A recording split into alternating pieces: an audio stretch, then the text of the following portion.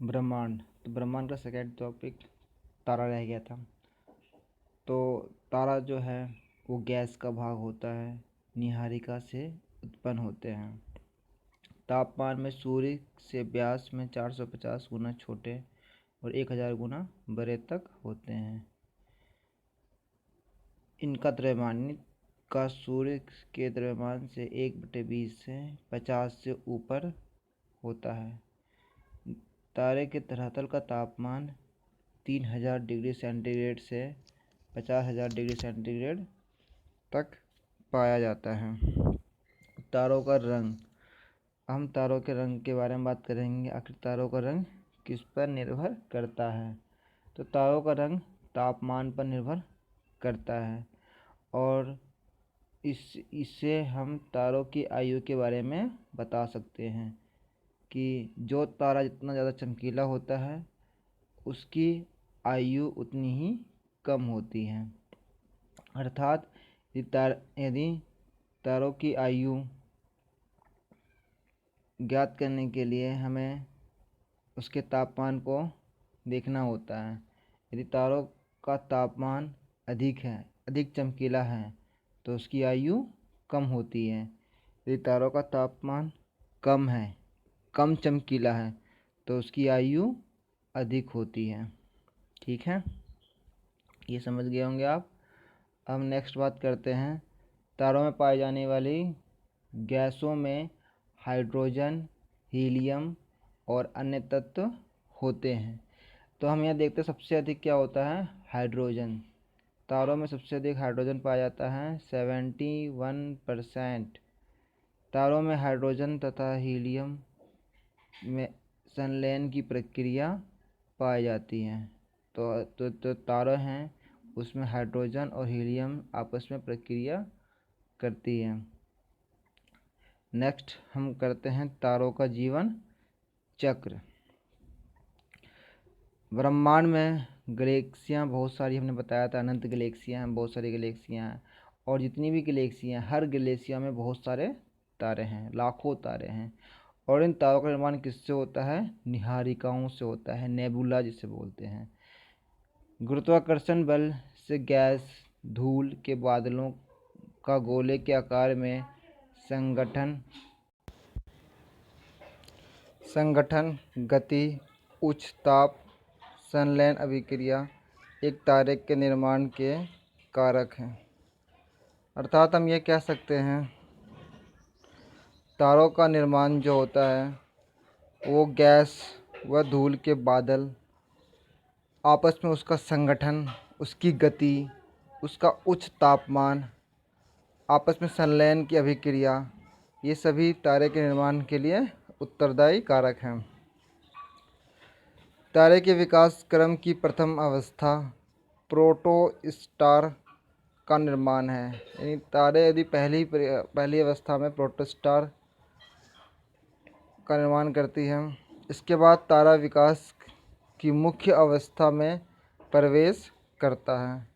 सूर्य के आकार का तारा इस अवस्था में 10 बिलियन वर्ष तक रहता है।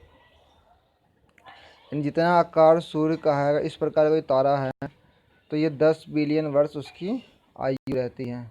इसके पश्चात तारे का हाइड्रोजन विनिष्ट होने लगता है और वह मृत्यु की ओर अग्रसर हो जाता है। यानी जो तारे का हाइड्रोजन है वो ख़त्म हो जाता है। किसी तारे की जीवन अवधि किस पर निर्भर करती है? यहाँ से क्वेश्चन पूछा जा सकता है, इम्पोर्टेंट क्वेश्चन है कि तारे की जीवन अवधि किस पर निर्भर करती है? तारे के आकार पर।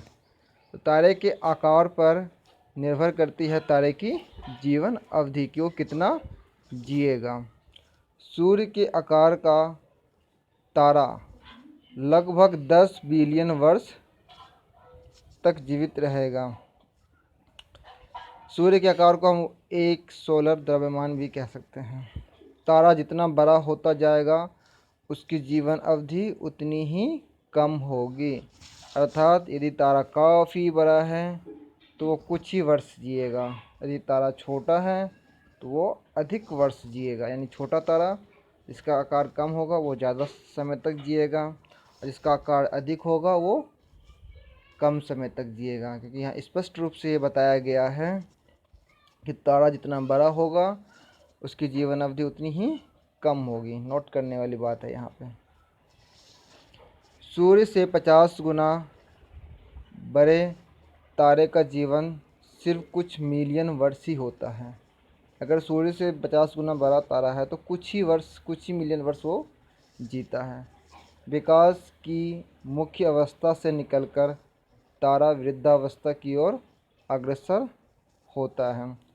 उसकी बाहरी सतह फैलती है, वह ठंडा होता है, उसकी चमक कम हो जाती है।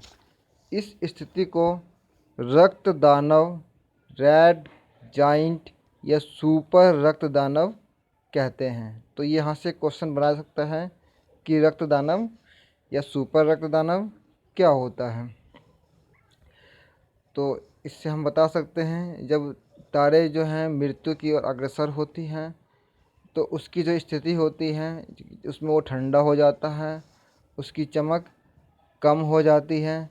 तो इसी स्थिति को हम रक्त दानव या सुपर रक्त दानव या सुपर रेड जाइंट कहते हैं।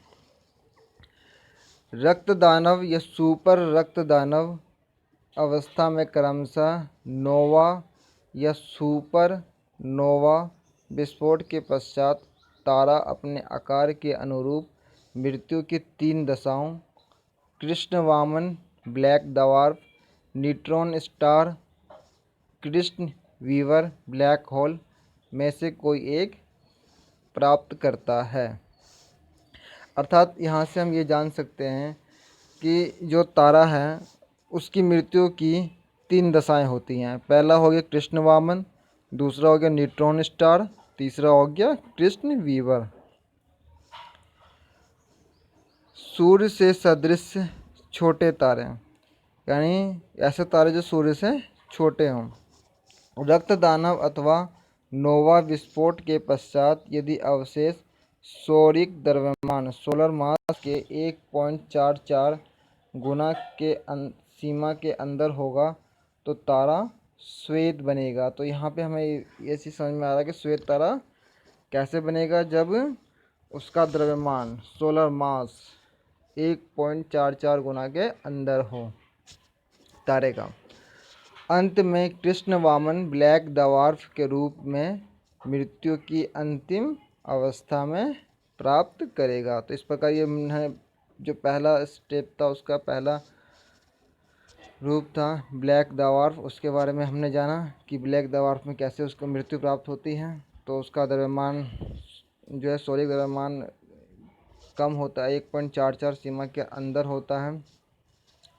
तारा जो है श्वेत वामन, पहले श्वेत वामन बनता है, उसके बाद अंत में वो कृष्ण वामन के रूप में मृत्यु की अंतिम अवस्था को प्राप्त करता है। तो इस श्वेत वामन में याद रखना होगा कि तारा जब उसके अंदर होगा तो पहले श्वेत वामन बनेगा, फिर कृष्ण वामन बनेगा अंत में। मध्य आकार के तारे, मध्य आकार के तारे सुपर रक्तदानव अथवा अवस्था के पश्चात सुपरनोवा विस्फोट के बाद अवशेष 1.44 सौरिक द्रव्यमान से 3 सौरिक द्रव्यमान तक रहने वाले तारे न्यूट्रॉन तारे के रूप में परिवर्तित होने की संभावना रखते हैं। तो हम न्यूट्रॉन स्टार के बारे में हमने यहाँ देखा था, न्यूट्रॉन स्टार, तो वही न्यूट्रॉन स्टार है। तो यहाँ पे जो सौरिक द्रव्यमान जो होता है वो 1.44 से 3 सौरिक द्रव्यमान के बीच में जो रहता है वो न्यूट्रॉन स्टार के रूप में परिवर्तित हो जाता है। ठीक है, नेक्स्ट आता है बड़े आकार के तारे।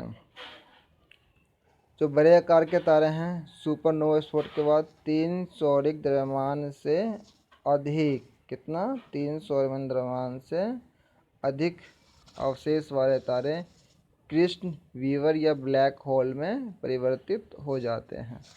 तो हमने देखा यहाँ पे जो तीनों हैं, जो 3 रूप हैं इसके मृत्यु के, कृष्ण वामन का 1.44 से कम है सौरिक द्रव्यमान में। अगर न्यूट्रॉन का देखते हैं तो 1.44 से 3 के बीच में है।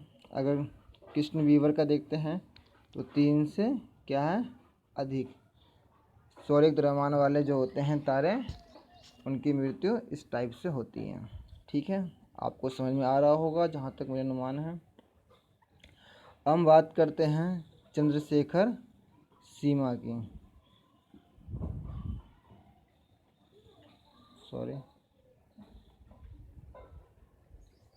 चंद्रशेखर सीमा।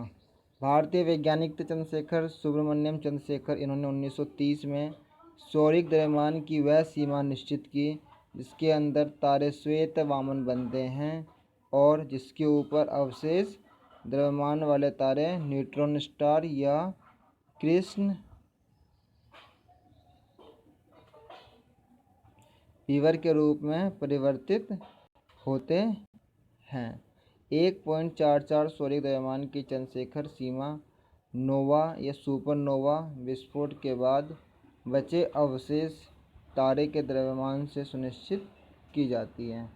तो यहाँ हम बता सकते हैं जो चंद्रशेखर सीमा है, सर्वप्रथम तो भारतीय वैज्ञानिक थे सुब्रमण्यम चंद्रशेखर, और यह 1930 में उन्होंने निश्चित की थी। सौरिक द्रव्यमान की सीमा निश्चित की थी कि जो श्वेत वामन तारे होते हैं या फिर न्यूट्रॉन या फिर कृष्ण वीवर वाले जो होते हैं वो 1.44 सौरिक द्रव्यमान की चंद्रशेखर सीमा, तो यही चंद्रशेखर सीमा है हमारा 1.44 सौरिक द्रव्यमान। इसके बाद जो सुपरनोवा विस्फोट के बाद जो अवशेष बचे अवशेष जो होते हैं उससे तारे की द्रव्यमान सुनिश्चित होती है, उससे हम तारे के द्रव्यमान को सुनिश्चित करते हैं। अब नेक्स्ट हमारा पॉइंट है तारामंडल, कॉन्स्टेलेशन। तो तारामंडल क्या है? तारामंडल क्या होता है? तारों का समूह होता है।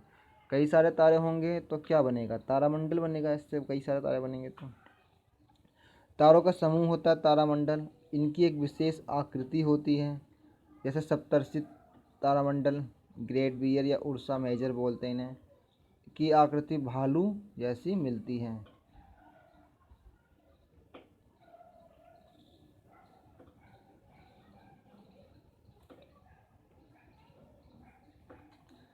तारामंडल का सर्वाधिक चमकदार नक्षत्र, ये क्वेश्चन यहाँ से हो सकता है, अल्फा नक्षत्र है। तो अल्फा नक्षत्र जो है सर्वाधिक चमकदार नक्षत्र है। उससे कम नक्षत्र बीटा नक्षत्र है और इसी प्रकार गामा नक्षत्र इत्यादि कहलाते हैं।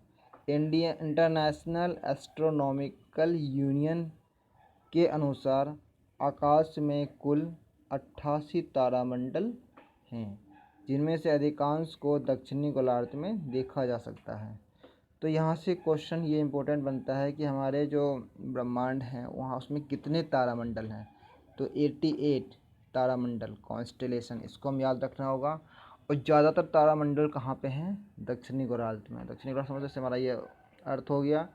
तो अगर इसके बीचों बीच एक विषुवत लाइन जारी हो तो नीचे की जो है इसे हम दक्षिणी गोलार्ध बोलेंगे। तो इस टाइप में हमें या इस साइड में ज़्यादा हमें तारामंडल दिखते हैं।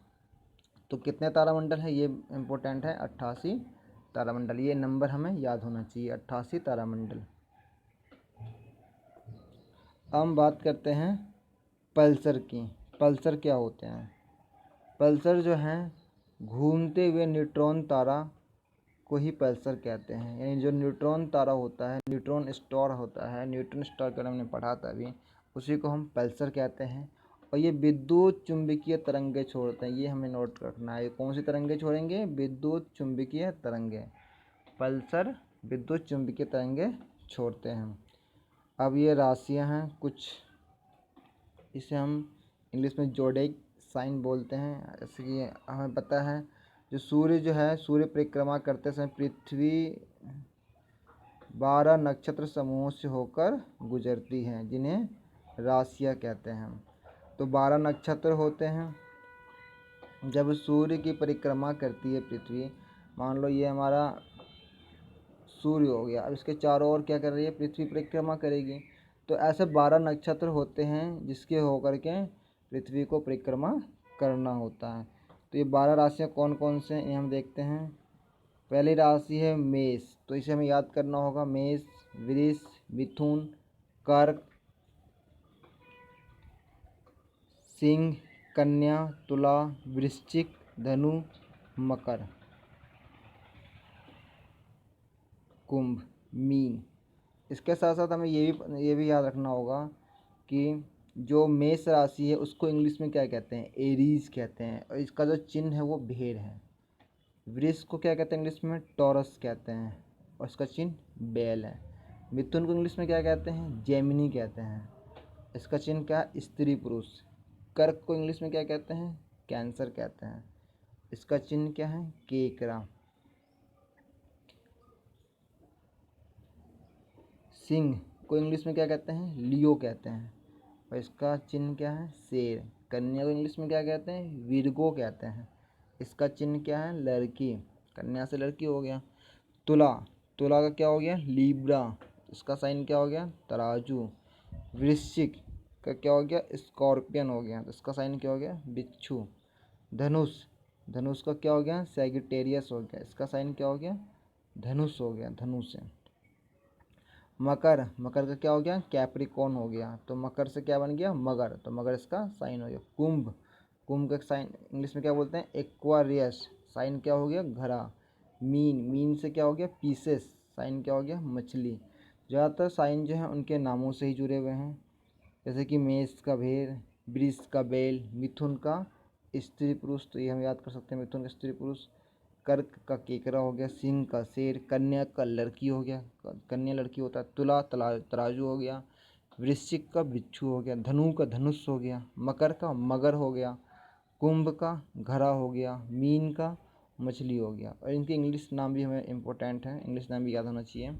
तो मेष का एरीज हो गया, वृष का टॉरस हो गया, मिथुन का जेमिनी हो गया, कर्क का कैंसर हो गया, सिंह का लियो हो गया, कन्या का विर्गो हो गया, तुला का लिब्रा हो गया, वृश्चिक का स्कॉर्पियन हो गया, धनु का सैगिटेरियस हो गया, मकर का कैप्रिकॉर्न हो गया, कुंभ का एक्वेरियस हो गया, मीन का स्पेसिस हो गया। इसी के साथ आज का लेक्चर हम यहीं समाप्त करते हैं। आप देखने के लिए थैंक्स। अगर आपके साथ कोई सुझाव हो तो हमें प्लीज़ कमेंट में बताइए कि क्या इम्प्रूवमेंट होना चाहिए। ठीक है, आज के लिए धन्यवाद।